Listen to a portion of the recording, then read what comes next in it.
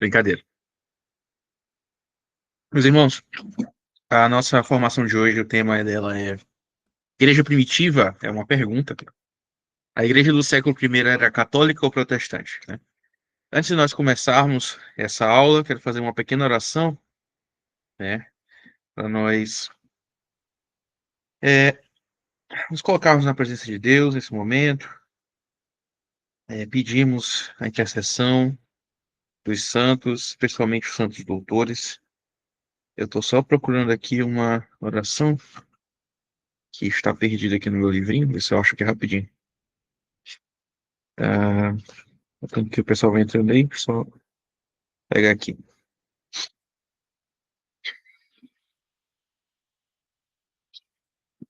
Se eu pego aqui na internet mesmo, mais rápido. Oração de Santo Tomás de Aquino para antes dos estudos, né? Eu gosto da versão que tem aqui no meu livrinho, mas eu não encontrei, mas essa tradução aqui também tá boa, né? Então, comecemos invocando a Santíssima Trindade. Em nome do Pai, do Filho e do Espírito Santo. Amém.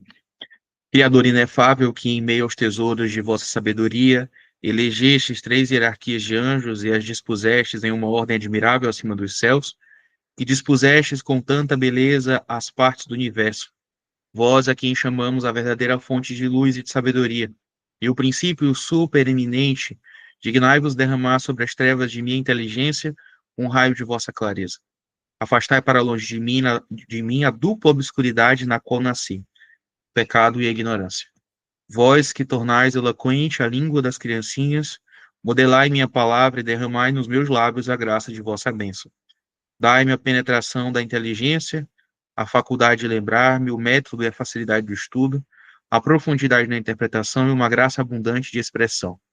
Fortificai meu estudo, dirigi o seu curso, aperfeiçoai o seu fim. Vós que sois verdadeiro Deus, verdadeiro homem, e que viveis nos séculos dos séculos. Amém. Ave Maria, gratia plena, Dominus tecum, benedicta tui mulieribus, et benedictus fructus ventris tui, Iesus. Sancta Maria, Mater Dei, ora pro nobis peccatoribus, nunc et in hora mortis nostre. Amém. Em nome de Patris et Filii et Spiritus Sancti. Amém. Bom, começa em português e termina em latim, né? Achei um negócio legal. Meus irmãos, o nosso desafio de hoje na aula é tratar sobre um tema que ele não é pequeno, ele não é simples, né? Mas ele é muito recompensador. E confesso a vocês que é um tema que me chama muito a atenção porque é algo que diz respeito à minha própria história de vida, da minha jornada do protestantismo para o catolicismo. A nossa ideia aqui é analisar essa pergunta principal, né? Igreja primitiva, né? Existe igreja primitiva? Será que existe algo que nós podemos chamar de igreja primitiva? Eu acho que isso é uma delimitação muito importante, porque nós nos acostumamos, muitas vezes, a nos colocar numa discussão sob a questão que o adversário propõe. E quando nós nos colocamos dessa forma, nós começamos a nos colocar num sistema de pensamento que não nos favorece, porque nós começamos adotando o princípio daquele com quem discutimos ou sobre quem analisamos, e nós não conseguimos progredir naquilo que queremos progredir no estudo.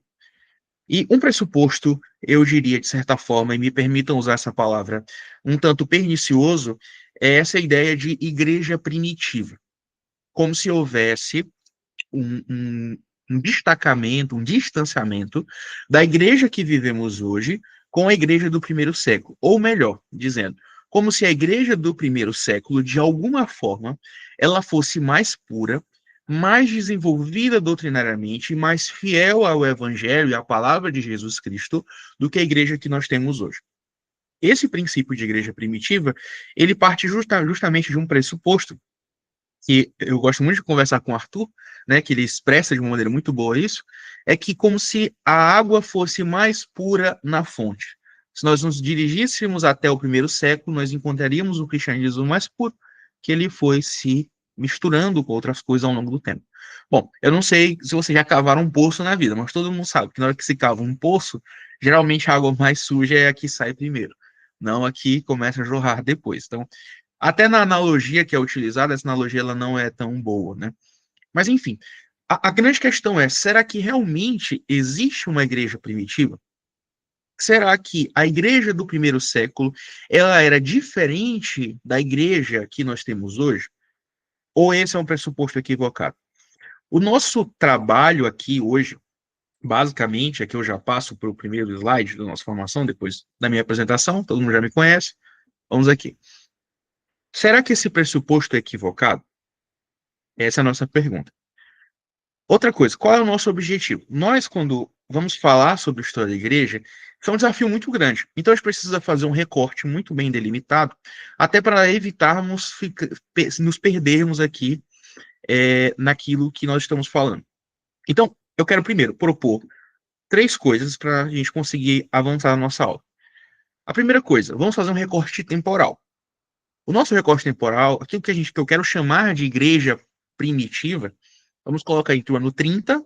Eu nem colocaria no 30, porque a gente só vai ter escritos efetivos ali da igreja lá pelo ano 50, mas vamos colocar aqui do ano 30 ao ano 150. Vamos pegar ali uma margem ali de 120 anos. É uma primeira geração de cristãos, já a segunda geração, mas pessoas que conviveram com os apóstolos, ou pelo menos com pessoas que conviveram com os apóstolos. Então, primeira coisa é o recorte temporal. A segunda coisa que eu quero propor aqui é que nós tenhamos em vista o ofício que vamos desempenhar aqui hoje. Ah, a gente vai ser exegeta? Vamos ser apologetas? Vamos ser historiadores? Eu não tenho competência para ser nenhuma das três coisas.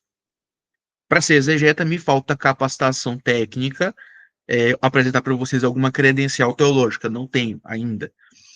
Para ser apologeta, muito menos. Não me acho uma pessoa muito boa para discutir com as pessoas, né? Em que pese o meu amigo Arthur discorde, mas eu não gosto de discutir. Em que pese eu seja um pouco beligerante às vezes. Mas também não me coloco como historiador, porque me falta também credenciais a esse respeito.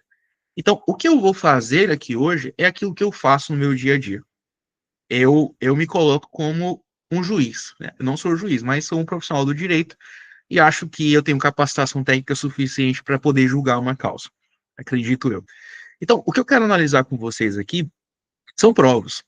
Nós vamos colocar as provas aqui, vamos analisar o que temos e vamos chegar a uma conclusão juntos se a igreja realmente ela era protestante, como dizem, e o nosso trabalho vai ser sempre voltar à igreja primitiva, como alguns lemas de algumas igrejas reformadas propõem, né? A igreja reformada sempre se reformando, sempre voltando às origens, ou a igreja de fato ela era católica.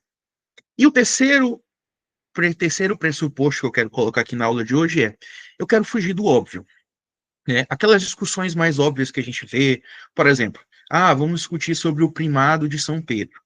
Aí as pessoas pegam logo Mateus capítulo 16, começam a discutir o texto lá onde Jesus fala: eis que te digo que teu nome é Pedro, sobre essa pedra edificarei minha igreja. Eu quero fugir desses textos que são mais óbvios, textos que são mais complexos. Eu quero que a nossa análise, boa noite, Gilmar, tudo bem? A nossa análise, ela seja além do óbvio.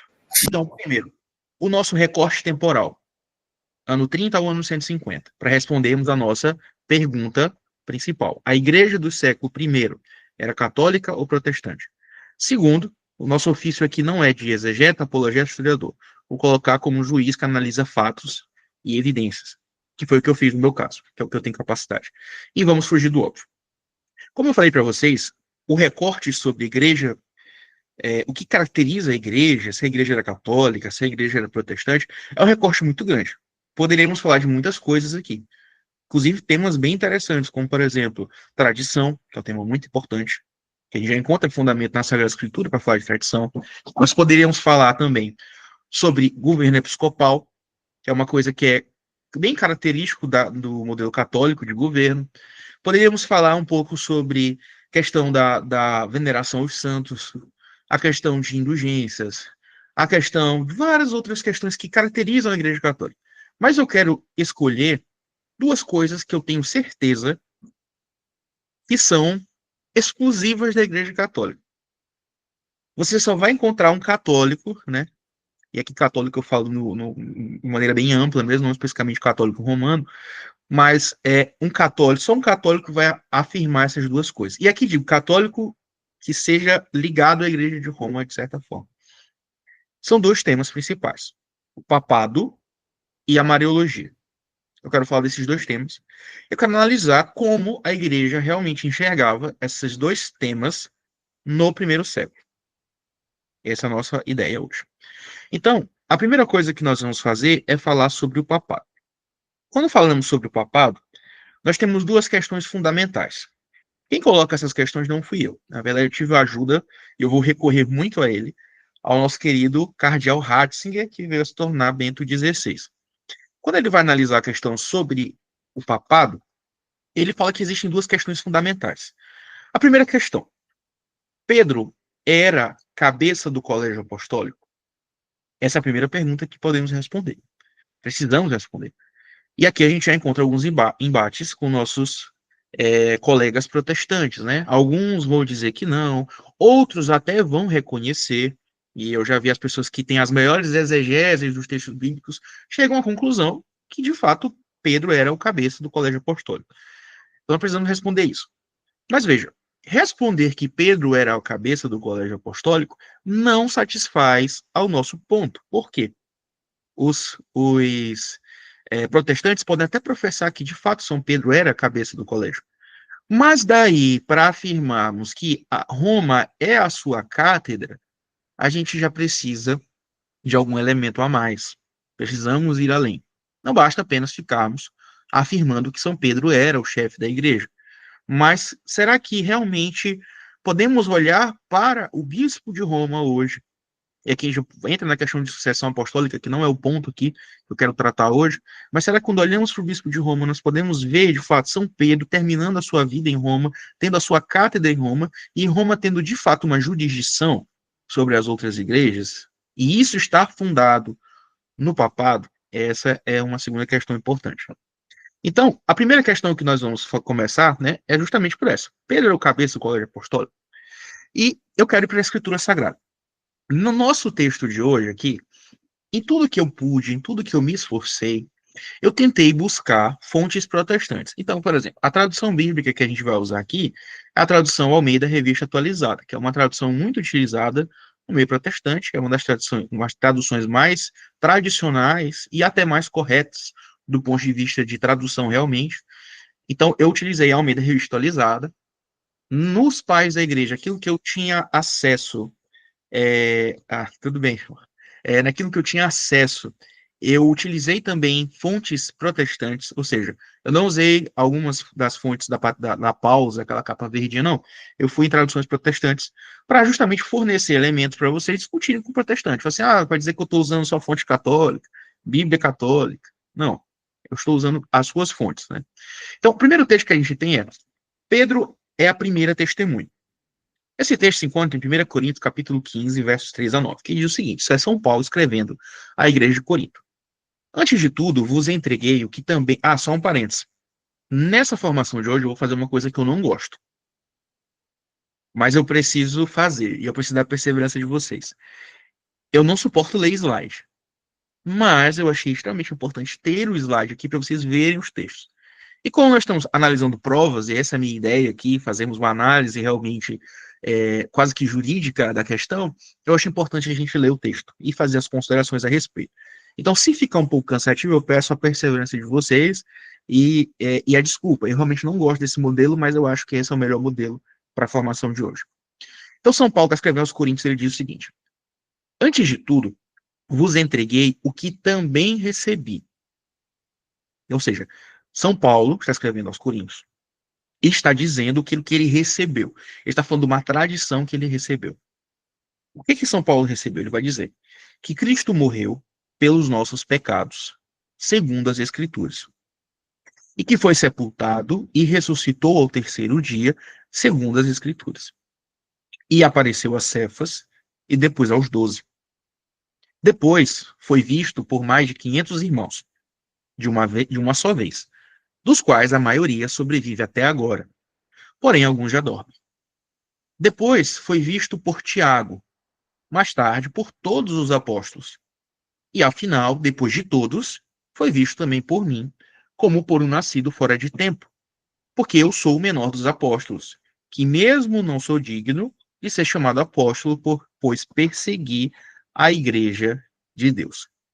São Paulo, então, ele vai identificar uma tradição muito antiga, né? Já tem algumas décadas, da qual ele recebe.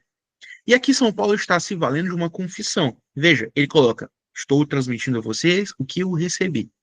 O que nós percebemos aqui desse texto de São Paulo é que São Pedro, ele é um tema universal da igreja. São Pedro, ele não é identificado apenas como uma pessoa qualquer.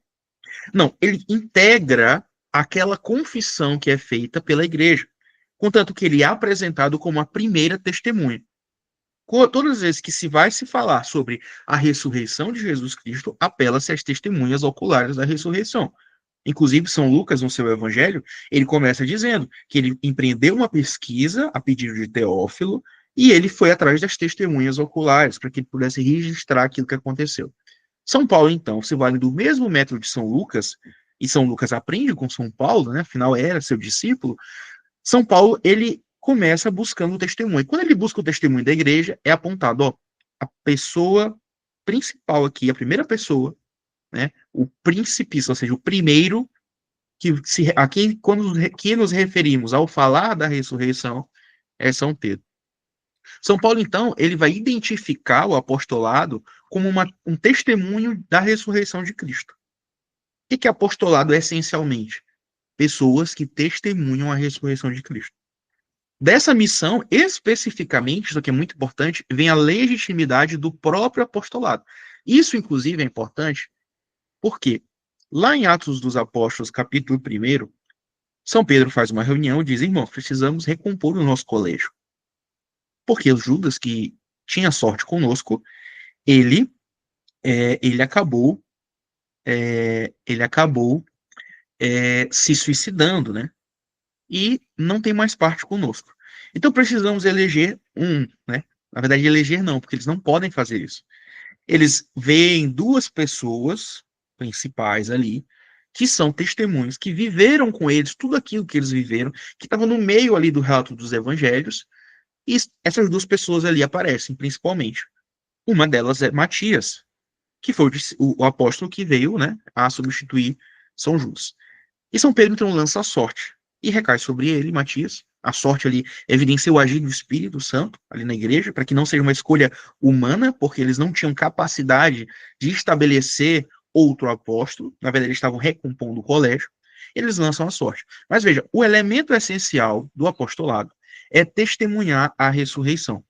Quando então São Paulo vai se referir à ressurreição de Cristo, e não só de Cristo, porque no capítulo 15 de 1 Coríntios, São Paulo está respondendo àqueles que dizem que não existe ressurreição, era uma heresia que estava na igreja de Corinto, ele apela para o testemunho fundamental da igreja, que funda a sua própria fé. Isso, inclusive, fica evidente no versículo 1 e 2, que eu não coloquei aqui, né? Mas eu vou abrir aqui na minha Bíblia protestante aqui, para nós observarmos, né? 1 Coríntios, capítulo 15, versículo 1 e 2. Como é que São Paulo começa esse capítulo, né, que é uma seção nova no livro?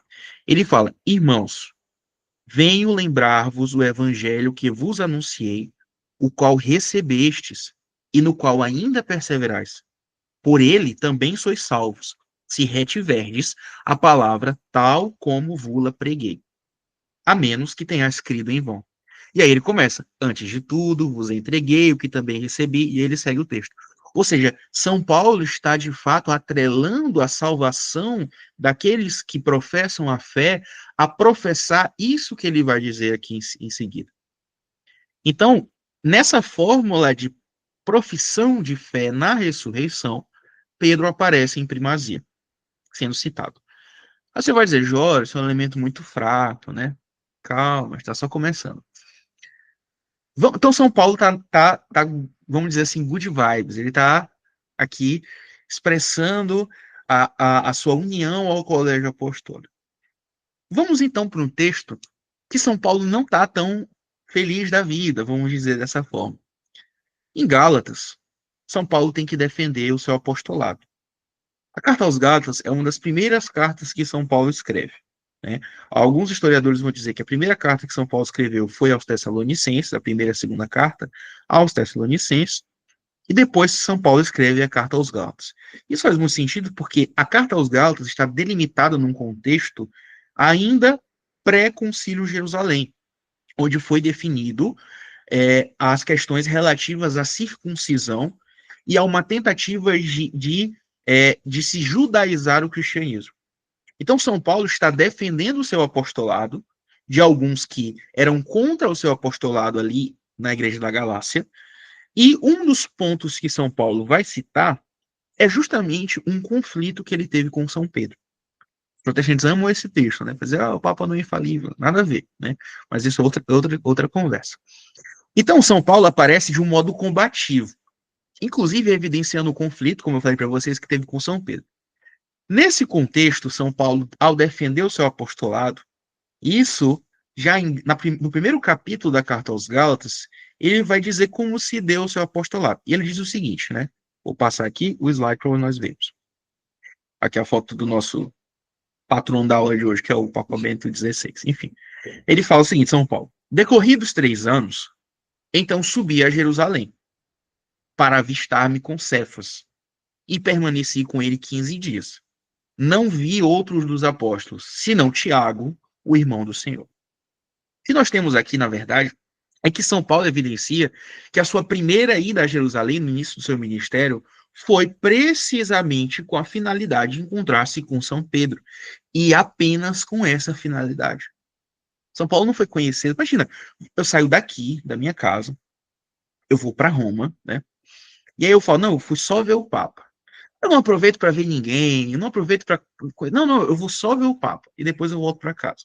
Bom, São Paulo não foi numa visita ocasional de passeio, não foi numa visita para conhecer os irmãos da fé, não.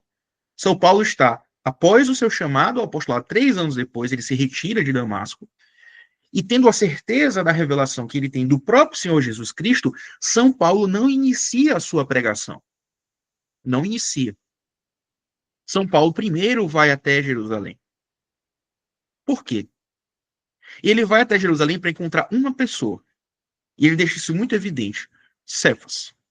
E aqui ele está usando o nome que Jesus dá a Pedro, que é Kefa, em aramaico. Ou seja, pedra, rocha. Eu fui me encontrar com a rocha, com a pedra da igreja, São Pedro. Ele não fala Simão. Ele não usa uma versão grego do nome Petrus, não. Ele fala Cefas. Esse é o nome que São Paulo utiliza. Então, Joseph Ratzinger comenta esse texto, diz o seguinte: 14 anos mais tarde, em virtude de uma revelação, se dirige novamente à Cidade Santa. Depois desse episódio, ele se dirige uma segunda vez, ou seja, São Paulo se converte, passa 3 anos fora, vai até Jerusalém unicamente para se encontrar com São Pedro. Ocasionalmente ele se encontra com Tiago, mas ele deixa claro que esse não era o objetivo dele. Sai, 14 anos depois só ele retorna. Ele continua. 14 anos mais tarde, em virtude de uma revelação, se dirige novamente à Cidade Santa, agora em busca das 3 colunas: Tiago, Cefas e João. E o texto vai dizer que eles eram reputados por colunas da igreja. Dessa vez com uma intenção claramente definida: expor-lhes o seu evangelho tal como o prega entre os pagãos. Isso no contexto relativo também já ao embate entre a judaização do cristianismo. Aí ele vai dizer na carta aos Gálatas: para assegurar-me de não correr ou ter corrido em vão. Para saber que o que de fato ele pregava era o evangelho de Jesus Cristo. Veja, ele teve uma revelação de Jesus, mas ele se dirigiu até Jerusalém. A Ratzinger continua. Uma frase admirável que, tendo-se em conta a autoconsciência do apóstolo das gentes e a tendência da carta, possui um significado muito grande. Existe apenas um evangelho comum, e a certeza de que se prega a verdadeira mensagem depende da comunhão com as colunas. Elas são as medidas. Então, o que a gente tem aqui? Nesse ponto específico, São Pedro está exercendo aquela função que o próprio Senhor deixou a ele. Disse Pedro: confirma os teus irmãos. Esse é o diálogo que nosso Senhor Jesus Cristo tem com São Pedro ao final do Evangelho de São João. Confirma os teus irmãos. Paulo, então, obedecendo a essa mensagem do próprio Cristo, ele sabe que ele não tem legitimidade para pregar o seu evangelho se ele não for confirmado por São Pedro. Então ele se dirige a Jerusalém nesses dois momentos, com essa finalidade. Primeiro, confirmar o seu apostolado. Segundo, confirmar a sua mensagem. Se depois de 14 anos ele ainda continuava pregando aquilo que de fato era o evangelho de Jesus Cristo. Isso é muito importante porque isso está num contexto de oposição a São Pedro, né, por um comportamento incorreto que ele teve. São Pedro comia com os pagãos de maneira normal. Pagãos não, gentios, já eram batizados. Comia com os gentios de forma normal. Quando chegaram alguns da parte de Tiago, São Paulo vai dizer, ele se afasta. Não come mais. E São Paulo vai dizer, eis que resisti-lhe face a face. E disse, tu que és judeu, agora tu quer se aparecer como judeu na frente dos outros? Antes tu comia aqui. E ele resiste a São Pedro. Veja, se não houvesse uma primazia de São Pedro, por que São Paulo empreenderia todo esse esforço para, numa carta em que ele está claramente questionando São Pedro, ele defender a importância de São Pedro? Seria ele dizer, não, Pedro estava errado. Agora a gente vai seguir o evangelho correto. Não. Uma coisa não tem nada a ver com a outra. Ele está errado, mas a autoridade dele não está diminuída por conta disso. Contanto que eu estou defendendo a sua autoridade e defendendo que o meu apostolado está ligado a ele. O meu apostolado está conectado a São Pedro. Inclusive, ele integra a minha confissão de fé. Ele integra a minha legitimidade para o meu apostolado. Ele é a base da verdade do meu evangelho. Eu preciso confirmar aquilo que eu falo, porque ele preside aquilo que eu falo. Há nos evangelhos, meus irmãos, um destaque para 3 apóstolos, os quais testemunham em conjunto fatos exclusivos. Nós vamos ver aqui, né? Primeiro, São Pedro. Segundo, Tiago, irmão de João, né? Boanerges. E João. Eles são quem presenciam a transfiguração, por exemplo, em Mateus capítulo 9, 2 a 8. Os momentos de oração e agonia de Jesus no Monte das Oliveiras, são eles 3 também que presenciam. Eles são as testemunhas da ressurreição, por exemplo, da filha de Jairo, lá em Marcos capítulo 5, verso 37. Né? Ocorre que nesses momentos, onde a gente tem 3 apóstolos reunidos, São Pedro ele sempre está numa posição de porta-voz, de destaque. Você não tem uma fala, por exemplo, direta de nenhum desses 3 apóstolos. Né? E aqui vai o nosso terceiro ponto. São Pedro é colocado como destaque, São Pedro é colocado como porta-voz e como primeiro. Textos bíblicos disso. Lucas 5, de 1 a 11. Né? A vocação de São Pedro é apresentada como o protótipo da vocação apostólica. São Pedro larga as redes, né? Aquele momento que ele fala, Senhor, se afasta de mim, pois sou pecador, né? Depois de ter a pesca maravilhosa. E esse é o modelo do chamado apostólico. Contanto que você, salvo São João, que vai citar, por exemplo, alguns chamados específicos, né? Natanael, enfim. Mas você não tem um relato do chamado detalhado ali de todos os apóstolos. Mateus vai ter uma referência lá, ele vai fazer referência, ele era coletor, estava na coletoria. Mas o diálogo profundo de Jesus ao chamar São Pedro é o protótipo da vocação apostólica.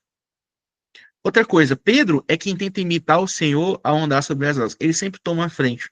Isso está lá em Mateus capítulo 14, versículo 28 a 29. Vocês podem ver e conferir. Depois eu vou passar esse material para vocês. Quando Jesus concede aos apóstolos o poder das chaves, e ali está presente o sacramento da confissão, é Pedro quem pergunta quantas vezes se deve perdoar. Então o Senhor entrega aos apóstolos o poder de perdoar pecados, na pessoa de São Pedro, né? Em Mateus capítulo 18. depois do contexto ali do 16. Mas quem vai perguntar para Jesus? Jesus, quantas vezes eu posso perdoar? É São Pedro que faz essa pergunta. Isso é muito importante porque ele toma a frente. Ele é sempre o porta-voz dos outros discípulos. Ah, é porque ele gostava de se aparecer? Não. Ele ocupa uma função de fato de intermediador entre o colégio apostólico e o Senhor Jesus Cristo. Isso fica muito evidente nos evangelhos. Basta você fazer uma leitura sincera, né? Como uma leitura literária mesmo do evangelho, você percebe isso. Mas aí eu acho interessante, para mim é muito legal isso. Você tem vários relatos dos chamados, no caso da lista apostólica, né? Jesus, ele decide escolher os seus apóstolos, ele passa a noite em oração a Deus, depois que ele termina a sua oração, ele desce e nomeia os seus 12 apóstolos. Quando ele desce e vai ter a sua lista, né? Todas as listas sempre começam com São Pedro. Todas ali as listas apostólicas sempre se iniciam com São Pedro. Mas aqui em Mateus 10, né, de 1 a 2, tem um detalhe interessante. Diz assim: tendo chamado os seus 12 discípulos, deu-lhes Jesus autonomia sobre espíritos imundos, para os expelir, e para curar toda a sorte de doenças e enfermidades, ou seja, para exercerem o mesmo ministério que Jesus exercia. Ora, o nome dos 12, os nomes dos 12, ficou 12, desculpa, os nomes dos 12 apóstolos são estes. Primeiro, Simão, por sobrenome Pedro. E aí ele segue a lista. Veja, você vai escrever uma lista de pessoas, você não precisa dizer, primeiro o Arthur, primeiro o Gilmar, e depois você ir fazendo a sua lista. Não. Você faz a lista normalmente, porque é óbvio que a primeira pessoa que é relatada na lista é a primeira pessoa. Mas existe um princípio muito importante. Não existem palavras inúteis nas Sagradas Escrituras. Quando então São Mateus, que é um apóstolo, vai escrever o seu evangelho, veja, por que ele não se colocou primeiro na lista? Né? Afinal, ele é também um apóstolo, né? Você, eu sou o autor disso aqui, eu vou botar meu nome, Mateus, eu aqui, João, por aí vai, né? André, Bartolomeu. Não, ele começa com Pedro e evidencia primeiro Simão. Não, e aí, se a gente for no latim, é príncipes, seria esse primis, a cidade da primazia, o primeiro, aquele que está à frente. E a partir desse primeiro, todos os outros são nomeados. Só nomeados. Mas aqui se dá um destaque. Simão, por sobrenome Pedro. Veja, Pedro não é o sobrenome de Simão, mas é o nome que se adere ao nome dele de Simão, justamente por causa do chamado. Então, tem dois elementos aqui importantes. São Mateus coloca primeiro e coloca também o nome Pedro. Isso antes do capítulo 16, onde ocorrerá a instituição do papado, conforme nós professamos. Então, outro ponto também para a gente fechar aqui essa questão das escrituras sagradas é que, como a referência ao colégio apostólico, né? Sempre vai ter uma referência assim, Pedro e os seus companheiros. Então, por exemplo, Marcos 1,36, procuravam diligentemente Simão e os que com ele estavam. E em Lucas, Pedro e os seus companheiros achavam-se premidos de sono, mas conservando-se acordados, viram a sua glória e os dois varões que com ele estavam. Outro, né? Esse aqui é texto interessante, Isaías. O que a gente tem aqui? Né? Pedro é apresentado de fato como o representante. Só que tem um texto aqui interessante, né, de Isaías 51, onde vai se referir a outra pessoa também como uma pedra. E aqui eu estou colocando uma versão protestante também, Isaías 51, de 1 a 2, diz o seguinte, é uma profecia de Isaías. Diz assim, ouvi-me vós, os que procurais a justiça, os que buscais o Senhor. Olhai para a rocha de que fostes cortados. Em algumas versões tem a rocha sobre a qual fostes erguidos, e para a caverna do poço de que fostes cavados, de onde vieram.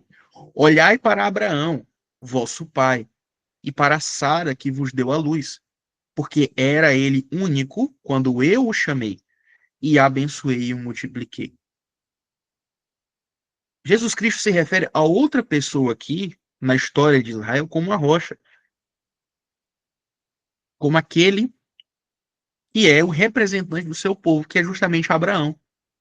Abraão foi o primeiro a ser chamado dentre os pagãos. A eleição de Deus ali. Escolheu ele. E a partir dele constituiu toda uma nação. A mesma coisa Jesus Cristo vai fazer com São Pedro. E o chama como rocha, colocando Jesus como Deus, de fato, é Yahvé, do Antigo Testamento. Aqui eu uso aqui portuguesamento aqui do tetragrama sagrado, né? De fato, ele é o eu sou, e ele faz com São Pedro a mesma coisa que havia feito o próprio Deus, que é o Jesus Cristo, no Antigo Testamento. E veja, Deus não se refere a si mesmo, assim, não, eu sou a rocha. Não, não. Ele fala, Abraão é a rocha. Sara é a rocha. É interessante que a referência à figura masculina é uma figura feminina. Isso aqui, para quem vai discutir um pouco Mariologia, é uma coisa muito importante, porque Sara, de fato, ela é um tipo, uma tipologia de Nossa Senhora. Então, o cardeal Ratzinger, ao comentar esse texto, ele diz assim: Abraão, o pai da fé, com sua fé, é a rocha que se levanta contra as ondas avassaladoras e destrutivas do caos primordial, sustentando assim a criação. Simão, o primeiro a confessar Jesus como o Cristo e a primeira testemunha da ressurreição, torna-se agora, com a fé de Abraão, cristologicamente renovada, a rocha que se opõe à vaga imunda da incredulidade e da destruição do homem. Assim, podemos dizer que, propriamente falando, só na denominação totalmente indiscutível do pescador de Betsaida como rocha está contida toda a teologia de Mateus 16, 18, o que garante a autenticidade dessa teologia. Ou seja, não é Jesus que é a rocha referida ali, não é a profissão de Pedro, não, é a pessoa dele. E nós temos isso sendo um protótipo, de fato, temos um protótipo disso na história de Israel com Abraão. Então, eu acho que, eu não vou entrar no texto de Mateus 16, é um texto que eu acredito que vocês conhecem, é um texto muito debatido. Eu queria fornecer para vocês outros elementos bíblicos para podermos fornecer aos nossos irmãos protestantes alguns elementos para essa questão de Pedro ser, de fato, o cabeça do colégio. Acredito aqui, coloco a vocês, que esse ponto está suficientemente demonstrado. Só que aí nós temos uma segunda pergunta. Veja, eram duas perguntas fundamentais de nossa formação. Primeiro, a respeito do papado. São Pedro é o cabeça? Sim. Preferiu colegas protestantes. Eu usei o irmãos, eu falei assim, rapaz, o pessoal vai já. Então, nossos colegas protestantes, vamos botar assim. Então, é porque protestante é um termo muito vago, a gente tem que ter cuidado com quem está se referindo, né? Isso é uma coisa muito séria. Mas enfim, isso é assunto para outro momento. Mas temos a segunda pergunta. Roma é a cátedra de Pedro? E aqui eu acho que é um ponto muito importante, né? Na minha caminhada, duas coisas me ajudaram a concluir a respeito desse ponto. Uma delas existe uma oposição muito clara entre gnose e as sedes apostólicas. A gente teria que entrar numa discussão muito longa a respeito de sucessão apostólica, que não é o ponto aqui, mas existe essa oposição. Por quê? E aqui eu quero trazer uma citação do cardeal Ratzinger, ele fala disso muito bem. Ele fala o seguinte, na gnose, vejam o que parece para vocês aí. A livre interpretação e a explicação especulativa da palavra são elevadas à categoria de princípio. Bem depressa, o recurso às testemunhas individuais já não era suficiente para responder às pretensões intelectuais dessa corrente. Para se saber quais eram as testemunhas, necessitava-se de pontos de orientação, que se encontravam nas chamadas sedes apostólicas. Isto é, naqueles lugares em que os apóstolos tinham exercido suas atividades. As sedes apostólicas se convertem em pontos de orientação da verdadeira comunhão. Inclusive, isso aqui vai motivar Santo Irineu de Leão a fazer toda a defesa em face, principalmente da gnose, e depois em relação ao marcionismo, depois que vai ter, né, com a heresia de Marcião, vai utilizar essa sucessão. Mas Santo Irineu ele vai dizer o seguinte: eu não preciso fazer a sucessão de todas as séries em que pese pudesse fazer. Mas Santo Irineu, discípulo de São João, ele vai dizer o seguinte: basta eu traçar a linha sucessória de Roma, que eu chegarei até os apóstolos, até São Pedro. Então, isso nós já sabemos. O que não sabemos? E aqui eu quero apelar para duas testemunhas. Vamos colocar duas testemunhas aqui nos bancos e vamos ver o que elas nos dizem a respeito disso. De fato, quando a gente vai falar sobre a Cátedra de São Pedro em Roma, nós carecemos de testemunho bíblico suficiente para isso, por algumas razões. Primeira delas, o texto bíblico está sendo escrito no período que os fatos estão ocorrendo. Segundo, o texto bíblico ele é situacional.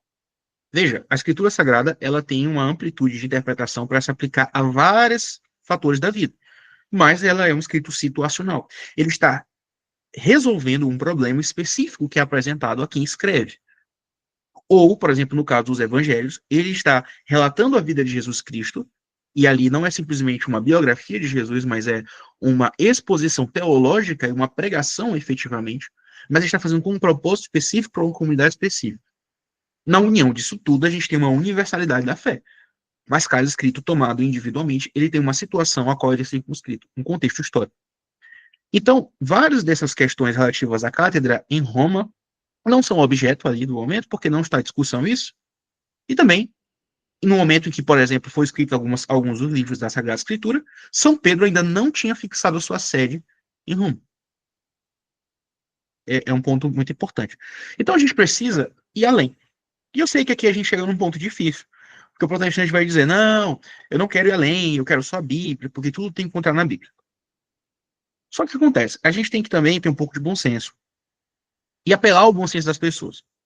E aqui eu quero trazer essas duas testemunhas, porque eu acho que essas duas testemunhas pelo menos me deram, bom senso suficiente para perceber que eu não poderia simplesmente fechar os meus olhos à história próxima do primeiro século. A primeira testemunha é São Clemente de Roma. Veja, São Clemente de Roma é bispo de Roma. São Clemente é bispo de Roma. Pelo pressuposto protestante, comum, geral, não havia a primazia da Igreja de Roma. Todos os bispos eles tinham a sua autonomia. Calvino, por exemplo, defendia que nem tinha bispo no sentido que nós entendemos. Era apenas um colégio de presbíteros que regia a igreja, quase um pequeno senado em cada igreja. Ele usa esse termo no livro 3 das Institutas. Então, não havia uma jurisdição de uma igreja sobre a outra. No máximo, alguém poderia escrever uma recomendação. Os apóstolos poderiam dar diretivas às igrejas, mas um bispo não poderia se meter no território do outro bispo. Só que a gente tem dois problemas aqui. O primeiro problema, a nossa primeira testemunha vai nos dizer. São Clemente escreve duas cartas aos Coríntios, né, tratando uma situação que São Paulo já tinha tentado tratar nas suas duas cartas, em outras cartas, porque São Paulo não escreveu só duas cartas aos Coríntios. Estima-se que foram 3 ou 4, né? Duas nós temos hoje, chegaram até nós e foram declaradas pela igreja como inspiradas, de fato, escritas por São Paulo. Mas São Paulo tentava resolver, porque a igreja de Corinto, ela tinha muitas dissensões, muitas facções dentro da igreja. Chegou um ponto, então, que eles resolveram depor os bispos. Falaram assim, rapaz, esses caras estão enchendo o saco. Vamos fazer o seguinte, né? Vamos tirar os bispos e vamos eleger os nossos próprios bispos. Então, Clemente, que era bispo de Roma, escreve uma carta à igreja de Corinto. E mais, uma carta não num tom assim, meus irmãos, vamos para o bom senso ou não. São Clemente escreve uma carta dando diretivas à igreja de Corinto. Por que que um bispo de uma sé que é autônoma da outra, né, autocéfalo, vamos usar um termo que algumas outras pessoas gostam, autocéfalos, ele ficaria dando diretivas à outra igreja? Se essas igrejas são autocéfalas. E mais, escreveria uma carta num tom tão diretivo assim. O que ele diz aqui? A igreja de Deus que peregrina em Roma para a igreja de Deus que peregrina em Corinto. para aqueles que são chamados e santificados pela vontade de Deus, por nosso Senhor Jesus Cristo. Graça a vós e a paz da parte de Deus Todo-Poderoso, por Jesus Cristo, seja multiplicado.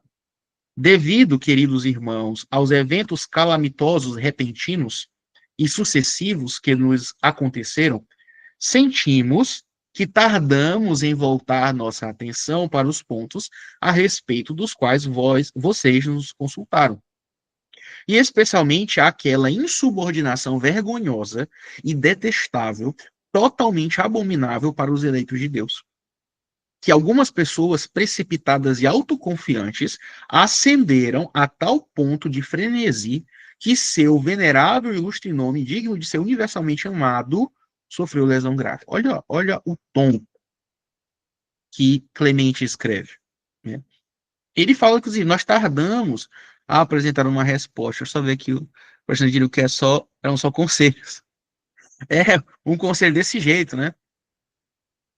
Outra coisa, por que foi ele que escreveu? Por que, por exemplo, não foi outra igreja que escreveu? Por que não foi a igreja de Jerusalém? Jerusalém já não existia mais, né? Tinha sido destruído. Por que não foi a igreja de Éfeso? É uma igreja que teve São Paulo, São João como bispo. Por que a igreja teve Timóteo? Por que não foi a igreja de Esmirna, que é uma igreja em Apocalipse que Jesus não critica? Não, é Filadélfia, eu acho. É Filadélfia e Esmirna. São as únicas duas igrejas que Jesus não critica. Não tem nada a corrigir dessas igrejas. Por que não foram essas igrejas? Por que foi a igreja de Roma? Por que não foram as igrejas da Ásia Menor? É uma pergunta importante. Então, São Clemente, em Roma, se acha no direito de dar diretivas à igreja em Corinto. Ok, São Clemente, testemunha legal, interessante. Mas, doutor, você não está me convencendo, não. Eu quero uma segunda testemunha. Vamos para a segunda testemunha aqui. Albano. Santo Inácio de Antioquia. Esse aqui, para mim, é fantástico. Porque isso aqui a gente mata dois coelhos com uma cajadada só. A gente mata aqui o problema dos ortodoxos e mata o problema dos protestantes. Santo Inácio, meus irmãos, ele era bispo de Antioquia. Antioquia era uma sé petrina. Existem três sés petrinas. Antioquia. De fato, a Escritura Sagrada fala que Pedro foi até Antioquia e estabeleceu o seu bispado ali. Temos Alexandria, que é uma sé petrina por tradição, porque São Marcos foi quem fundou, né, a igreja de Alexandria, e São Marcos é discípulo de São Pedro. É atribuída como uma sé petrina. E nós temos Roma, três sés petrinas. Então, a gente tem um problema aqui. A gente tem um bispo de Antioquia, chamado Santo Inácio, né, que foi discípulo direto dos apóstolos, inclusive. Dizem, né? Aí é a tradição, não é norma de fé, né? Tradição que eu digo, não tem minúsculo aí. Vocês acreditam se quiserem, se não quiserem, não acreditem, né? Eu jogo para vocês, eu acredito, eu acho que essas histórias são legais e acho que elas têm um fundo de verdade. Diz que quando Jesus ele deu aquele exemplo, né? Para você entrar no reino dos céus, né? Você precisa ser como uma criança. E eles pegam uma criança e bota essa criança no meio deles ali, dos apóstolos, e fala, tem que ser que nem essa criança aqui. Dizem que aquela criança era Santo Inácio. Tem essa história, né? Eu acredito que é possível que seja. Mas Santo Inácio, então, ele no final de sua vida, nem tão no final assim, ele morre no ano 108, salvo engano. O ano 108 é 4 anos só depois da morte de São João. São João morre, segundo a tradição, no ano 104. Né? Então, Santo Inácio, no ano 108, ele é martirizado. Ele se entrega, de fato, ao martírio e vai ser conduzido até Roma, né, para ser martirizado. No caminho, ele escreve várias cartas. Essas cartas de Santo Inácio elas foram pontos de muita discussão durante vários momentos na história da igreja. De fato, algumas pessoas escreveram falsas cartas de Santo Inácio. Falsas cartas de Santo Inácio. E tentaram colocar no testemunho patrístico isso.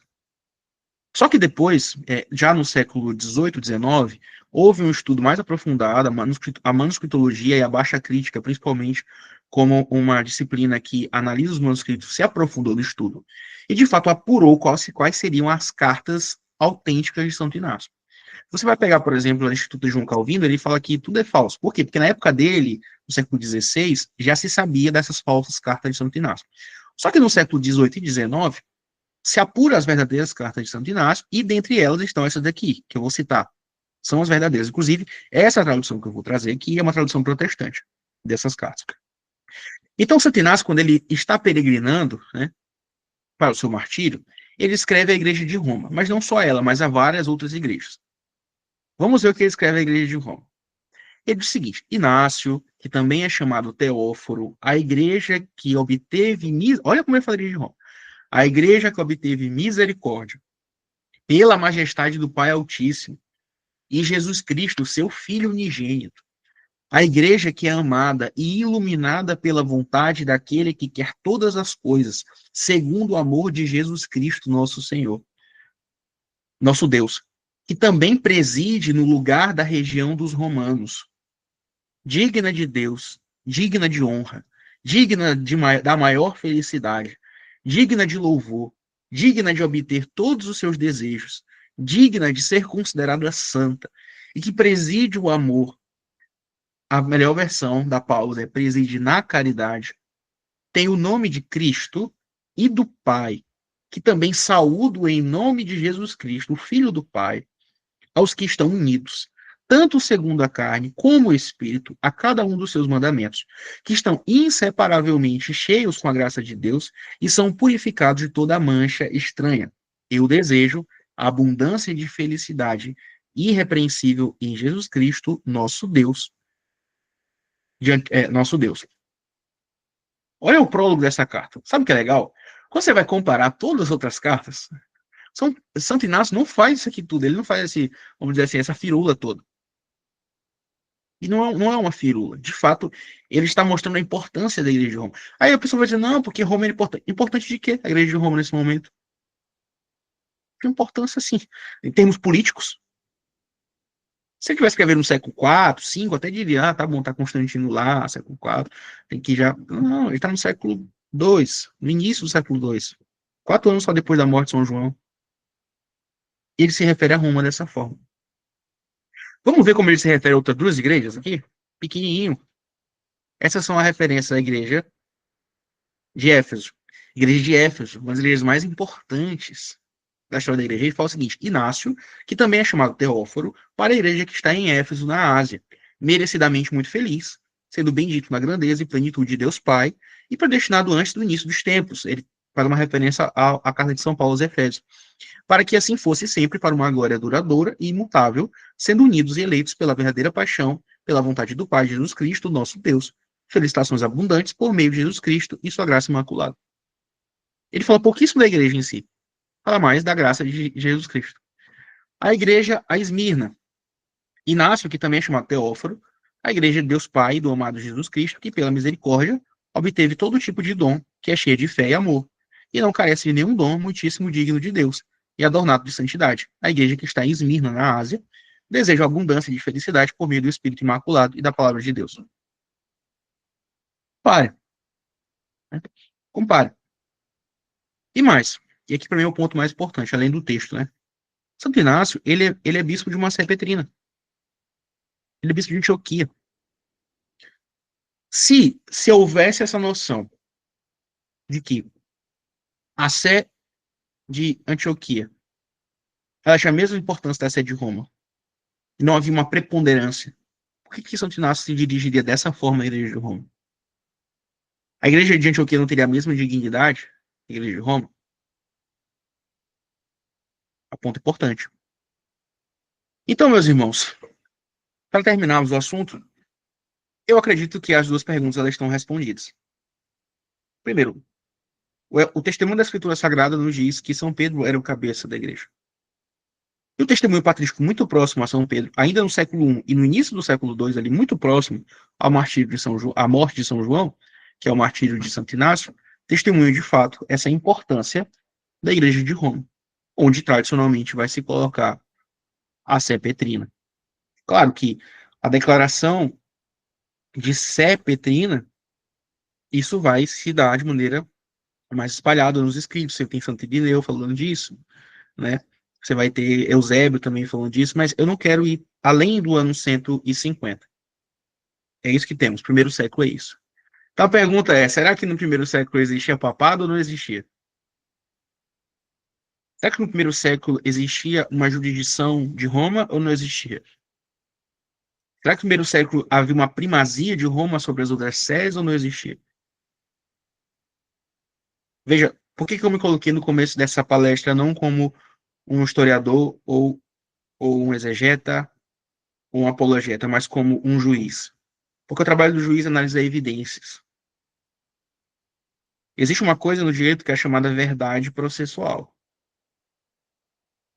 A verdade processual ela é construída mediante evidências. O fato ele é inalcançável, a gente não tem como chegar no fato propriamente dito. O fato aconteceu e ficou no passado. Mas quais são as evidências que foram deixadas? Aqui eu deixo as evidências para vocês e deixo ao julgamento de vocês. No meu julgamento, me parece muito mais provável que a igreja do primeiro século ela fosse mais parecida com a igreja católica nesse aspecto do que com a igreja protestante, ou que se quer buscar como protestante no primeiro século. Para nós caminharmos para o fim, né, estamos mais de 60% que vamos falar, não se preocupe, eu vou ser mais breve agora, até para não gastar o tempo de vocês e também dar espaço para perguntas e colocações. O segundo ponto que eu acho importante é a Mariologia. Isso aqui é assim, se a gente for escolher o assunto que o pessoal mais gosta de deitar e rolar para criticar, é isso aqui. Vamos dizer, não existe Mariologia no primeiro século. Mariologia é uma invenção pós-concílio de Éfeso. As pessoas pegaram as declarações cristológicas e deturparam. Ou foi se dando uma importância para Maria que ela não tinha. A gente vai ouvir esses discursinhos a respeito de Nossa Senhora. Aqui eu coloquei propositalmente a imagem da Salus Populi, eu estava até conversando com o Arthur ontem sobre isso, né? Que tradicionalmente se diz que foi São Lucas que pintou, né? Não vou dizer que sim nem que não, né? Mas não vou colocar meu juízo aqui. O Arthur sabe meu juízo, mas eu não vou colocar o meu juízo aqui.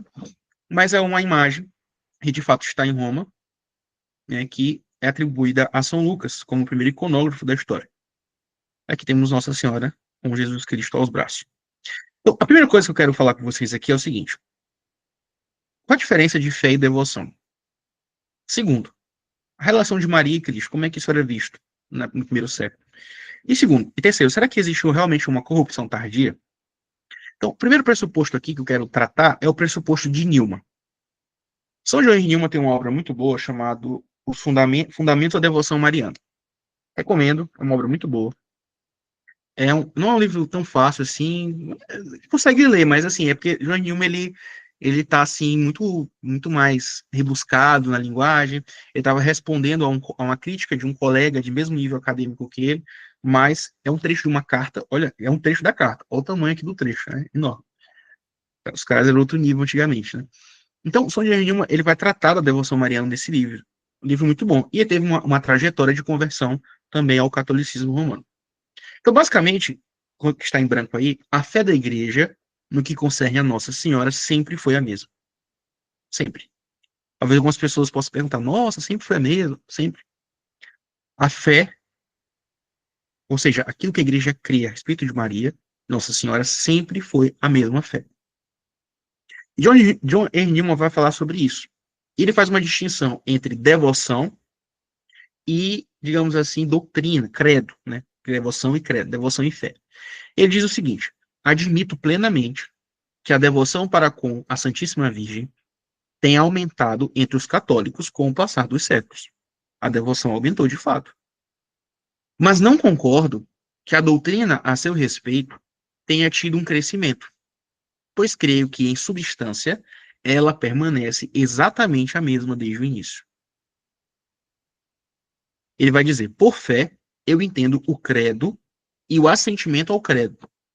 Por devoção, eu entendo as honras religiosas devidas aos objetos de nossa fé e a prestação dessas honras.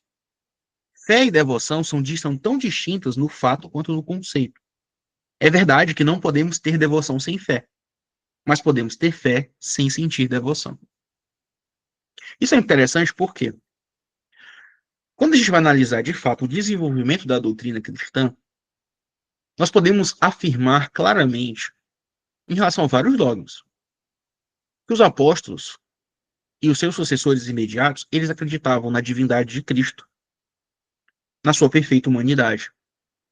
Eles acreditavam na Santíssima Trindade. Eles acreditavam na união hipostática das duas naturezas de Cristo. Eles acreditavam em tudo isso. O que acontece? Talvez eles não expressassem essa verdade da forma como os concílios do século IV e V e em diante vão professar. Agora, dizer, por exemplo, que São Paulo não acreditava na Trindade, porque ele não usou o termo Trindade, ou não utilizou uma formulação conciliar posterior, é, no mínimo, sem sentido. Então, por mais que a formulação doutrinal não fosse a que nós temos hoje, a fé e a doutrina era a mesma.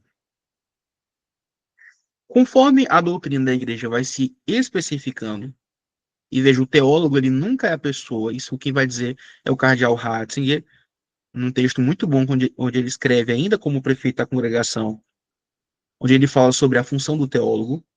Cardeal Ratzinger vai dizer que a função do teólogo não é dizer coisas novas. Isso é impossível. A função do teólogo é dizer aquilo que a igreja sempre disse, talvez com uma linguagem mais adequada para o momento. Ou seja, não há como o teólogo se colocar como uma ferramenta de ruptura na igreja. Por quê? Porque o teólogo deve observar uma regra muito clara. A lex orandi, lex credenti. O que a igreja ora, o que a igreja crê. Então, antes da igreja professar a fé na Santíssima Trindade, tal como nós temos a formulação conciliar, a igreja batizava em nome do Pai, do Filho e do Espírito Santo. São Paulo, quando vai escrever aos Efésios, ele atribui, por exemplo, não só os Efésios, mas todas as suas cartas, ele atribui características e atributos ao Filho, ao Espírito e ao Pai, em termos distintos, que dá a ideia de igualdade, de substância, né? Mesmo poder, mesma glória. Então, o que o concílio vai fazer, e os doutores da igreja posteriormente, né, amparando a igreja nessa formulação doutrinal, é simplesmente dar uma linguagem mais adequada para o momento, em combate principalmente às heresias, mas reafirmando a fé de sempre. Então, em relação a Nossa Senhora, nós temos a mesma coisa. A igreja sempre creu nos dogmas que nós professamos hoje. Papa Pio XII não inventou o dogma da Assunção. Papa Pio IX não inventou o dogma da Imaculada Conceição. O Concílio Medieval não inventou a virgindade perpétua. O Concílio de Éfeso não inventou a maternidade divina. Não. A igreja sempre creu nisso. Então, tendo em vista isso, vamos para os testemunhos. E aqui eu peguei gente de todo lado para a gente poder dizer assim, não, o Jorge só vai pegar o autor que favorece ele. Não, não. Vamos ver apócrifo, vamos ver inimigos da igreja e vamos ver alguns pais daquele período, aquele recorte. Aqui eu vou fazer só uma extensãozinha até o ano 180 e não quero passar disso. E mais, só uma observação para a gente caminhar aqui. A fé mariana, ela está relacionada à fé em Cristo. É de Cristo e por causa de Cristo que Nossa Senhora aure, de onde Nossa Senhora aure, retira todo o seu fundamento da sua devoção. Então, por exemplo, a igreja sempre creu que Jesus era Deus. Mas a formulação de Éfeso da maternidade divina vai dar uma força e uma segurança muito maior para se propagar a devoção. Ou seja, já existia a fé, e a igreja, exercendo o que São Pedro recebeu Jesus, vai confirmar os irmãos na fé e vai incentivar aqueles irmãos a propagarem uma fé que já existia ainda mais no seu coração. Já tinha no seu coração, já tinham recebido, vai incentivar. Tanta prova é que o Concílio de Éfeso, onde o protestante vai dizer, não, o Concílio de Éfeso, eles não falaram sobre Maria, falaram só sobre Jesus. Depois a igreja pegou a formulação da Theotokos e deturpou para Nossa Senhora. Não. O Concílio de Éfeso, ao terminar o Concílio de Éfeso, ele termina com uma procissão em honra a Nossa Senhora. É assim que termina o Concílio de Éfeso. As pessoas saem pela cidade de Éfeso com velas acesas, honrando a Mãe de Deus. O que eu quero dizer com isso? Quanto mais se explicita a devoção em Cristo, quanto mais a devoção a Jesus Cristo cresce, a devoção a Nossa Senhora cresce conjuntamente. Por quê? Porque uma depende da outra. Nossa Senhora depende da pessoa de Jesus Cristo. Então, por exemplo, quando a igreja vai e bate o martelo sobre coisas a respeito de Jesus, bate o martelo não dizendo que era ninguém acreditava nisso antes, mas afirma dogmaticamente uma coisa a respeito de Cristo, a afirmação a respeito de Nossa Senhora, ela vem em consequência. Então, por exemplo, não, mas no século II você não vai encontrar as pessoas falando que Nossa Senhora era mãe de Deus. Mas essa é uma formulação posterior. Formulação. Não a fé, não a doutrina. Enfim, vamos agora para os testemunhos, para ver o que a igreja primitiva, né, entre aspas, nos diz. Primeiro, a virgindade. Primeiro apócrifo, Odes de Salomão. Esse é no iniciozinho do século II. Aqui ainda num contexto muito judaizante da igreja. Mas é interessante, ele diz o seguinte: o Espírito estendeu suas asas sobre o seio da Virgem, que concebeu e deu à luz, e se tornou assim mãe virgem com grande piedade. E deu à luz sem dor, e o guardou com carinho, e o mostrou com majestade. Aleluia. Aqui a ideia é diante. Tem algumas imagens paleocristãs, eu não trouxe porque eu achava que não era não era o ponto da palestra aqui, mas quando ele fala mostrou com majestade, é a ideia de Nossa Senhora estar, e é assim que a Nossa Senhora é representada nas primeiras artes cristãs, sentada num trono, isso é uma posição de realeza, mostrando Jesus às pessoas que viam vê-lo, ou seja, aos pastores, aos magos. Ela estava sentada numa posição de realeza por ser mãe de Cristo e mostrava. Inclusive, no Evangelho de São Mateus, diz que ela estava sentada com Jesus e os magos adoraram a Jesus. Se curvaram. Veja, eles não falam assim, Nossa Senhora, dá uma licença aí, bota Jesus bem ali na manjedoura, que a gente quer reverenciar só ele. Não, não, São Mateus vai dizer que eles adoraram o menino nos braços de sua mãe. Para dizer que eu estou inventando, pega aqui o texto. Mateus capítulo 2, diz assim, 2:11. E entrando na casa, viram o menino com Maria, sua mãe.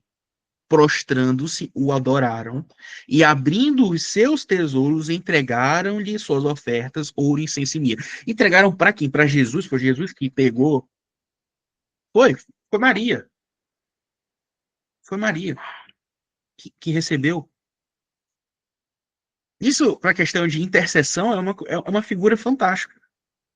Se esclarece, isso coloca na nossa mente o que de fato se tem aqui na função de Nossa Senhora, né?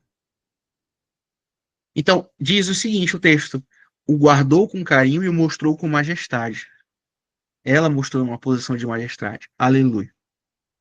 Isso no contexto judaico ainda.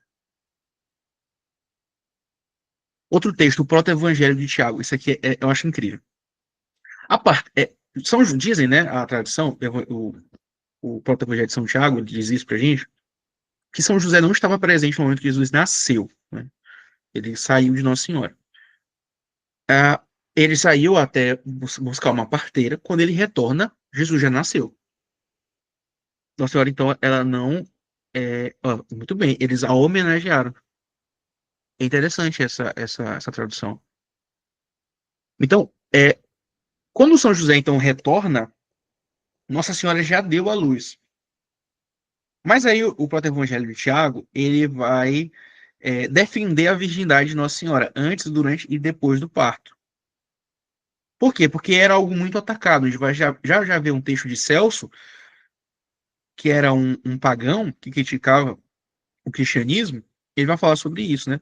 Ou seja, a igreja do primeiro e do segundo século estava muito preocupada em defender a virgindade de Nossa Senhora. Veja, o próprio Evangelho de São Tiago não foi escrito por São Tiago. Muito provavelmente não foi. Foi escrito por alguma comunidade ali, cristã do primeiro para o segundo século. Mas eles já estavam preocupados em defender a virgindade de Nossa Senhora. E aí, o texto vai dizer o seguinte. Ele diz o seguinte, esse trecho é péssimo. Mas ele diz o seguinte: a parteira saiu da gruta e Salomé a encontrou. Ela lhe diz: Salomé, Salomé, devo explicar-te um grande prodígio. Uma virgem deu à luz, o que é contrário à sua natureza. Salomé disse: vive o Senhor meu Deus. Se eu não puser o meu dedo e não examinar o acontecido, não acreditarei jamais que a virgem deu à luz. Salomé entrou e a dispôs, né? Nossa Senhora deitada, segundo a história aqui, né? Quando examinou o acontecido, bradou porque tentara ao Deus vivo. Minha mão arde em mim como se passasse pelo fogo. Suplicou ao Senhor e ficou curada naquele exato momento. Aqui é um paralelo com a história de São Tomé. O jeito fala, só vou crer se eu pôr a minha mão, né? A gente vê claramente que é um texto que se inspira já no Evangelho para poder construir essa narrativa. Mas aqui tem duas coisas importantes. Primeiro, ela toca em Nossa Senhora, né, segundo a história, e percebe que de fato estava preservada a sua integridade, né? E mais, quando ela toca, a sua mão pega fogo. Ou seja, tem uma ideia aqui de que de fato aquilo pertencia a Deus. Ninguém poderia tocar naquilo. Já tem uma ideia de que, de fato, Nossa Senhora é inteiramente do Senhor. Isso reforça a virgindade antes, durante e após o parto. Ou seja, Nossa Senhora permaneceu virgem. Como a gente teve na formação passada que fez assim, não houve, ele falou, não houve relação entre São José e Nossa Senhora. Isso estava no imaginário dos cristãos ali do primeiro século. E está aqui consignado nesse texto. Aqui eu vou ter citação muito longa, mas é de um autor protestante, que vocês podem usar também, autor protestante falando dos apócrifos, né? Eu não vou ler toda, mas ele diz o seguinte: esses apócrifos não devem ser confundidos com os que produziram os hereges para emprestar fundamentação às suas doutrinas. Mas ele fala assim: mas tudo isto não nos deve fazer desprezar a perspectiva desses cristãos comuns. Ao contrário, quando comparamos essa perspectiva com a de alguns mais distintos mestres da igreja, vemos que as pessoas pobres e ignorantes possuem uma compreensão mais profunda de algumas verdades bíblicas. E aí, por aí, ele vai falar um pouco a respeito disso. Ou seja, é um autor protestante aqui evidenciando que, de fato, os apócrifos refletem o imaginário e a fé sincera e verdadeira dos primeiros cristãos. Vocês, esse é um autor até bom, em certo sentido, é o Justo Gonzalez, ele é um autor sério, historiador sério, protestante, que trata de alguns pontos. Ele tem um livro chamado História Ilustrada do Cristianismo. É um livro muito bom, porque lá, o ilustrado não é porque ele tem pintura, não, desenho não. É porque ele coloca as imagens mesmo, assim, sabe? Tipo, se ele tem os quadros, ele coloca os quadros, tem as catacumbas, ele coloca lá, e tem muitas imagens no livro, vale muito a pena para fins de pesquisa. Outro ponto, a virgindade atacada. E temos o texto contra Celso. Veja, o texto de Origens, ele é do século III. Mas Celso, que é quem a Origens está respondendo, ele é um autor do século II, certo? Celso, ele dizia, isso que nós vamos ler, eu vou ler aqui o que Celso fala, absurdo isso aqui. Ele fala, isso é Origens falando sobre Celso, né? Que escreveu no século II. Celso já estava preocupado em combater a virgindade de Nossa Senhora e o nascimento virginal de Cristo. Ele diz o seguinte: voltemos às palavras atribuídas ao judeu. A mãe de Jesus foi expulsa pelo carpinteiro que a tinha pedido em casamento por ser culpada de adultério e ter engravidado de um soldado chamado Pantera. E vejamos se os autores desta fábula de adultério da Virgem com Pantera e repudiada pelo carpinteiro não a forjaram cegamente para poderem negar a conceição milagrosa pelo Espírito Santo.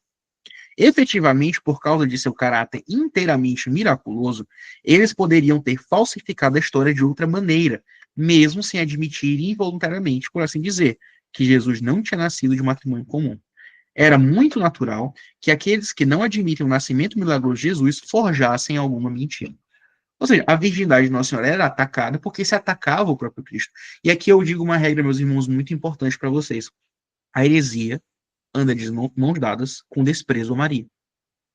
A heresia anda de mãos dadas com desprezo a Nossa Senhora. Isso desde o primeiro século. Por quê? Ao desprezar Nossa Senhora, você despreza Cristo. Você despreza os dogmas cristológicos. Você despreza a fé da igreja. Despreza aquilo que foi realmente entregue aos santos. Outra citação aqui, de Inácio de Antioquia. Veja, Inácio no ano 108, a gente já citou Inácio anteriormente. Ele vai dizer o seguinte: o nosso Deus, Jesus Cristo, segundo a economia de Deus, ele já está dizendo que Jesus é Deus aqui, divindade de Cristo, foi levado no seio de Maria, da descendência de Davi e do Espírito Santo. Ele nasceu e foi batizado para purificar a água na sua paixão. Permaneceu oculta ao príncipe deste mundo a virgindade, partenia de Maria e o seu parto, teketos, que daqui vem tocos, né? Como igualmente a morte, thanatos, do Senhor. Três mistérios estrondosos, fraudes, que se realizaram no silêncio, exíquia de Deus. Ou seja, Santo Inácio já está falando aqui da maternidade divina, ao dizer que Maria gerou a Jesus Cristo. E que temos o dogma da maternidade divina que vai ser professado no concílio de Éfeso. Isso já 4 anos depois só da morte de São João. A Santidade de Maria, aqui, Aristides de Atenas, ano 180, pedi para esticar até o ano 180. Ele vai dizer assim: os cristãos, porém, não, isso aqui não é 180, não. Ele é bem, acho que é 120. Os cristãos, porém, descendem do Senhor Jesus Cristo. E este é confessado como filho do Deus Altíssimo no Espírito Santo, descido do céu para a salvação dos homens, gerado de uma Virgem Santa, sem germe nem corrupção. Uma Virgem Santa, sem germe nem corrupção. O que isso parece para vocês? É uma Imaculada Conceição. Encarnou-se e apareceu aos homens, para afastá-los do erro do politeísmo. Tendo realizado sua admirável dispensação, experimentou a morte por meio da cruz de espontânea vontade, conforme uma grande economia. E 3 dias depois ressuscitou e subiu aos céus. O que é interessante é porque a maioria desses escritos, salvo os apologistas, né? Esses que eu estou citando aqui mais incidentalmente, eles estão num contexto eclesiológico. Não são escritos teológicos no sentido de querer fundamentar teologicamente uma doutrina. Isso é mais tardio. São pregações, são sermões, são catequeses. Ou seja, eles estão evidenciando, eles estão criando nada novo, eles estão apenas evidenciando aquilo que eles já receberam. Veja, vamos pensar Aristides de Atenas. Ele está no ano 120. Se ele é bispo, ele já é um pouco mais velho. Vamos supor que ele está com seus 50 anos. Se ele se converteu jovem, ele recebeu essa fé por volta do ano 90. Ou seja, o que ele está ensinando no ano 120 é o que a igreja já professava muito antes dele. Ele não está inventando nada. Ele está apenas professando aquilo que a igreja crê. A igreja já cria nisso aqui. Outra citação, Justino Marte. São Justino é o primeiro que vai citar Nossa Senhora como nova Eva, antes mesmo de Santo Irineu. Ele diz assim: confessamos que ele nasceu da Virgem como homem, a fim de que, pelo mesmo caminho que iniciou a desobediência da serpente, por esse também ela fosse destruída. De fato, quando ainda era virgem e incorrupta, Eva, tendo concebido a palavra que a serpente lhe disse, deu à luz a desobediência e a morte. A Virgem Maria, porém, concebeu fé e alegria, quando o anjo Gabriel lhe deu a boa notícia de que o Espírito do Senhor viria sobre ela e a força do Altíssimo a cobriria com sua sombra, através do que o santo que dela nasceu seria o Filho de Deus. A isso ela respondeu: faça-se em mim segundo a palavra. E da Virgem nasceu Jesus, ao qual demonstramos que tantas escrituras se referem, pela qual Deus destrói a serpente e os anjos e homens que a ela se assemelham. Então, São Justino afirma esse paralelo de Maria como nova Eva. E esse paralelo diz: assim como Eva era virgem incorrupta, Nossa Senhora também era virgem e incorrupta. Esse é o paralelo. Deus tem aqui também uma base para mostrar que a igreja já cria na Imaculada Conceição. Maria Boa Cordeirinha. Eu gosto muito desse texto, Militão de Sardes. Militão de Sardes é talvez um dos maiores pregadores do século II. Gente, os sermões dele são incríveis.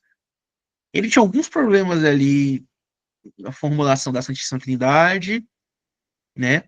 Alguns problemas, assim, umas coisas assim que ficam um pouco problemáticas, mas claro, está olhando com um olhar já posterior, né?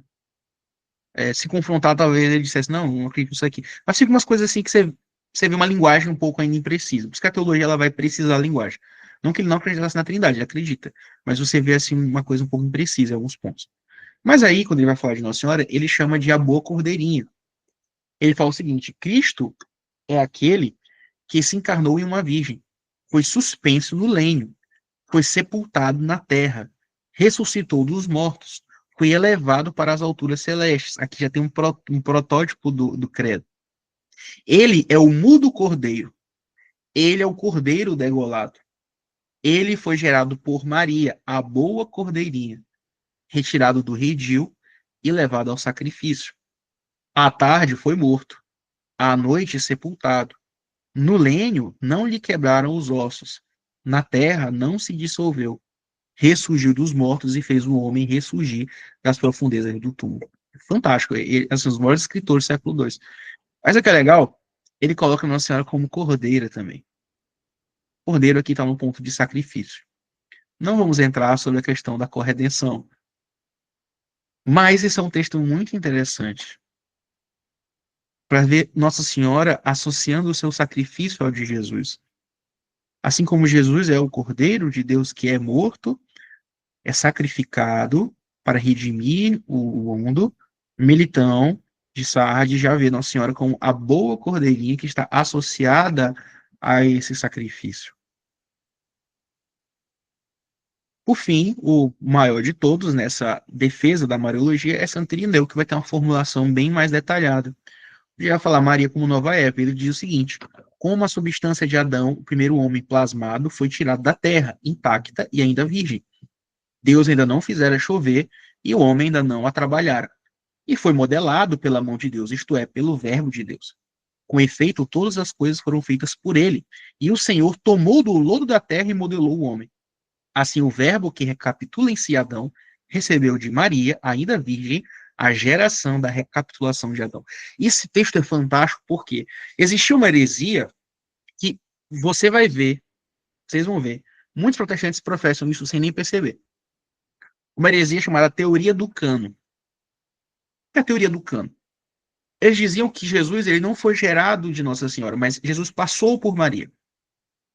Então, o que foi gerado em Maria, Maria foi tipo uma barriga de aluguel, né?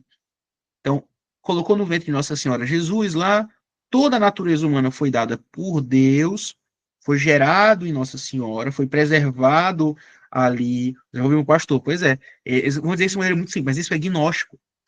Eles vão dizer que Jesus ele foi preservado ali como que envolto, né, numa bolha de santidade, para que nada de Nossa Senhora, que era, segundo eles, pecadora, passasse para Jesus.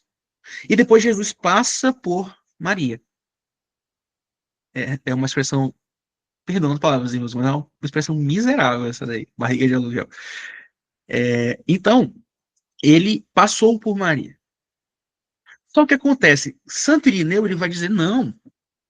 Ele usa o paralelo da terra, ele fala assim como Adão foi tirado do lodo da terra, ele vai dizer a terra intacta e ainda virgem, ou seja, sem mancha do pecado, Jesus foi tirado de uma mulher intacta e ainda virgem.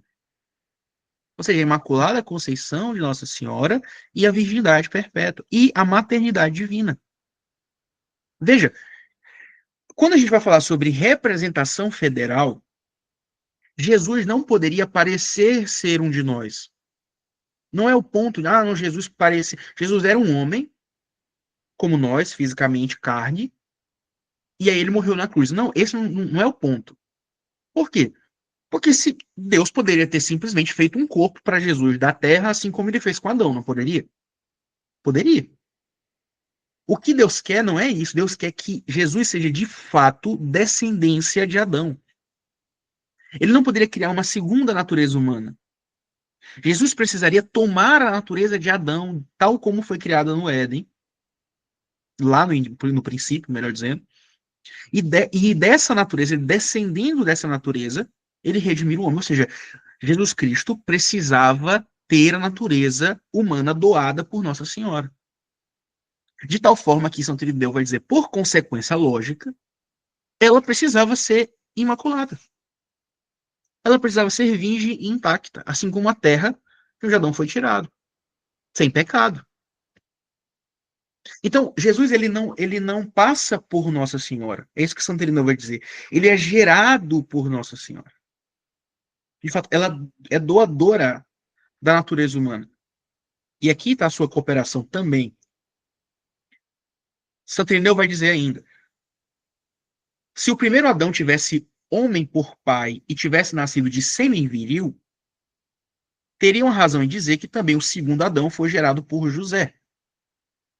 Mas, se o primeiro Adão foi tirado da terra e modelado pelo Verbo de Deus, era necessário que este mesmo Verbo, efetuando em si a recapitulação de Adão, tivesse geração semelhante à dele.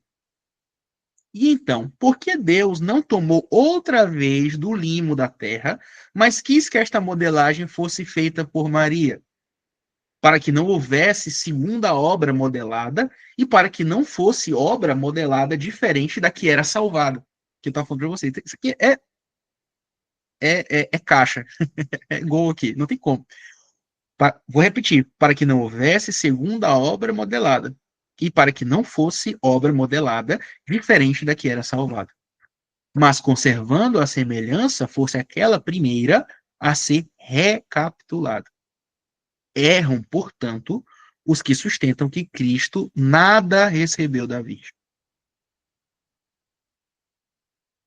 Acho que a gente pode fechar a aula e ir embora, né? Isso aqui é muito claro. O Charles voltou aqui, viu um padre explicar que isso representa também um certo tripúdio de Deus sobre Satanás, que a salvação venha por homem. Sim, e mais, é uma coisa também, né? Quando a gente vai analisar, isso é interessante, né? Satanás ele é humilhado mesmo. Mas veja, Nossa Senhora não poderia ter qualquer pecado, nem mesmo original.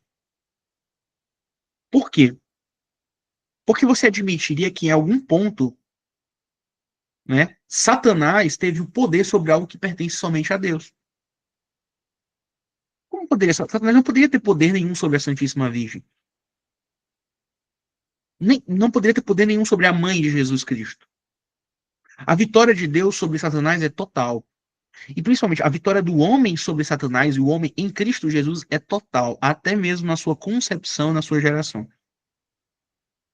De tal forma que Deus, e aqui vamos para a formulação posterior, achou que por bem ter uma digna morada para pousar.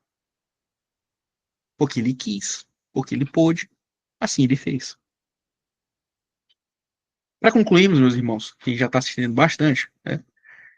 Santo Irineu vai dizer, e aqui eu acho isso aqui fantástico, né? Veja, estamos em discussões sobre corredenção. Discussões não estou discutindo com ninguém, né? Eu acho que isso é uma coisa discutível. Mas enfim, as pessoas estão borbulhando na internet sobre corredenção. Mas vamos ver o que Santo Irineu diz. Encontramos Maria, a virgem obediente, que diz: Eis a serva do Senhor, faça-se em mim segundo a tua palavra. E em contraste, Eva, que desobedeceu quando ainda era virgem. Com esta, ainda virgem, se bem que casada, pela sua desobediência, se tornou para si e para todo o gênero humano causa da morte. Assim, Maria, tendo por esposo quem lhe fora predestinado e sendo virgem, pela sua obediência se tornou para si e para todo o gênero humano causa de salvação. Se nós queremos falar sobre Mariologia patrística, essa é a Mariologia patrística mais antiga que temos. Nossa Senhora apresenta associada à nossa redenção como causa. O Concílio Vaticano II, então, meus irmãos, foi muito feliz ao declarar na Lumen Gentium, número 61, disse o seguinte: a Virgem Santíssima, predestinada para a Mãe de Deus desde toda a eternidade, simultaneamente com a encarnação do Verbo, por disposição da Divina Providência, foi na terra a nobre mãe do Divino Redentor, a sua mais generosa cooperadora e a escrava humilde do Senhor, concebendo, gerando e alimentando a Cristo, apresentando-o ao Pai no templo, padecendo com ele quando agonizava na cruz, cooperou de modo singular com a sua fé, esperança e ardente caridade na obra do Salvador, para restaurar nas almas a vida sobrenatural. É por esta razão, nossa mãe na ordem da graça. Essa é a posição de Maria para a igreja do primeiro e do segundo século. Meus irmãos, é isso, né? Gastei 1 hora e meia de vocês. Existem outros temas que a gente pode eventualmente tratar, né? Mas eu quis tratar sobre o papado, sobre Mariologia, porque eu entendo que são temas centrais. Nós vamos ter um caráter muito singular no catolicismo romano, em oposição a outras vertentes cristãs no mundo como um todo. E eu acho que esses dois temas, nós observarmos esses dois temas sendo tratados da mesma forma que nós tratamos hoje, no primeiro século, nos dá uma segurança de que, de fato, a nossa fé é a de sempre. Nós não corrompemos a nossa fé, nós não cedemos a pressões políticas, a paganização, como disse uma vez meu amigo Arthur, né? Imagina os pais da igreja que estavam no concílio de Nicéia, com a orelha cortada, acabando de vir da perseguição de Diocleciano, que preferiam sofrer e morrer a negar Cristo, simplesmente porque Constantino agora ia dar dinheiro para eles, eles iam se vender e paganizar a igreja. É ridículo, é ilógico, não encontra base nem na Sagrada Escritura, nem na tradição cristã mais antiga. Tentei fazer uma seleção de alguns textos aqui, dou a referência a quem me ajudou, primeiramente o cardeal Ratzinger. Ele tem um livro muito bom chamado A Filha de Sião. Tem alguns livros também que é lançado pela Paulus, né, na coleção Fides Quaerens, vale a pena ler também. Esse livro do cardeal Newman, que eu usei, e também uma formação muito boa que eu fiz com o padre Bruno do Espírito Santo, é um padre muito bom hoje no Brasil, tem feito um bom trabalho nesse sentido de estudos em patrística. Essas citações a respeito de Nossa Senhora eu peguei quase que exclusivamente do curso dele, tem um curso de Mariologia muito bom, faço aqui a propaganda, realmente vale a pena. O curso dele é bem acessível e é acesso perpétuo, você paga lá, acho que é cento e pouco, acesso para a vida toda, muito bom. E tem as fontes patrísticas lá mesmo. E também tem o canal dele no YouTube, tem muita coisa muito boa, né? E é um padre que tem feito um apostolado muito bom nas redes sociais, responde perguntas, ele tem caixinha de perguntas todo dia, você manda lá, ele responde. É alguém com uma formação realmente muito, muito boa. É alguém que realmente tem referência para falar. Então, dou essa, esse louvor, né, ao trabalho desses homens que me ajudaram a chegar até aqui. Diante desse cenário, meus irmãos, eu cheguei à conclusão na minha experiência pessoal que eu não poderia ficar onde estava. Eu cheguei a uma conclusão que eu precisava ir para a igreja onde Nossa Senhora era honrada da maneira correta e onde Cristo estava presente. Conversava com um padre há alguns dias falando de uma aparição de Nossa Senhora ali na Lituânia. Foi a única aparição de Nossa Senhora a protestantes. E ela apareceu chorando com Jesus aos braços. E aí o pastor protestante perguntou para ela, quem é você, senhora? Por que está chorando? E ela respondeu a ele, porque meu filho era adorado aqui e não é mais. A Santa Missa tinha cessado, tinha uma igreja lá que tinha sido destruída. Veja, ela não disse porque vocês me adoravam, me louvavam. Não, ela falou assim, porque o meu filho era adorado neste lugar e não é mais. Então, onde Nossa Senhora está, Cristo está. Onde está São Pedro, Jesus Cristo está. E não tem como não ser dessa igreja. Agradeço aqui a quem me ouviu até esse horário. Obrigado, pessoal. Espero que eu tenha sido claro. Se tiver alguma dúvida, eu faculto a palavra aqui a qualquer um que queira se manifestar. A gente tem aí mais uns minutinhos.